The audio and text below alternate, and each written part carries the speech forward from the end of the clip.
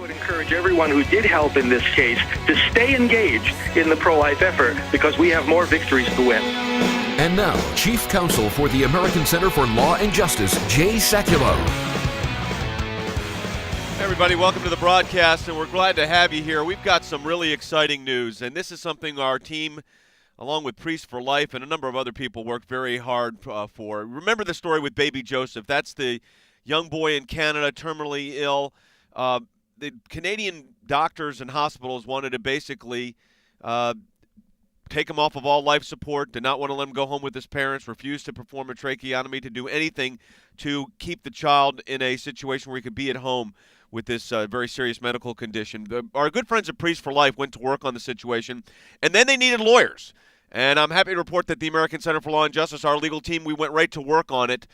And getting that child from Canada to the United States to get to a hospital, which we were able to do, took a lot of legal work. There was, of course, the logistical aspect of the transfer itself from Canada to the United States. You then had the situation of getting medical records transferred. In Canada, they said performing that tracheotomy would be impossible. The child would bleed to death. The child would not be able to return home without being on a ventilator. I am thrilled to report today that that child is back at home in Canada with his parents.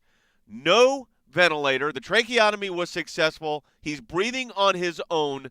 And the great news here, and I do think this is great news, folks, is we get ready to celebrate Easter. And we talk about celebrating life and the resurrection in Jesus. Here's the biggest thing that we need to focus on right now. This child's life was ultimately in God's hands, but it was God's people coming together that made such a dramatic difference, so that now I'm thrilled to report that the doctors in the hospital at Cardinal Glennon Hospital did a phenomenal job. They said the operation was a success. That's from Dr. Robert Wilmot. Father Frank Pavone said, of course, that Priests for Life is happy and humbled to have played a small part in making this joyous day possible. By the way, it was no small part. Priests for Life did a lot to get this done. I'm thrilled that we were able to play the legal part in this. The chief of pediatrics at Cardinal Glennon Hospital, which is a Catholic hospital in St. Louis, said, we wanted to ensure that Joseph was as comfortable and secure as possible, and that operation was a success. The Canadian officials saying it could not be done under their system of medical care. It was done in the United States, so we're thrilled with that, but boy, does it point to a political issue. Join the ACLJ right now. What a better way to do it. We're going to send you our Protecting Liberty booklet. Let's celebrate life.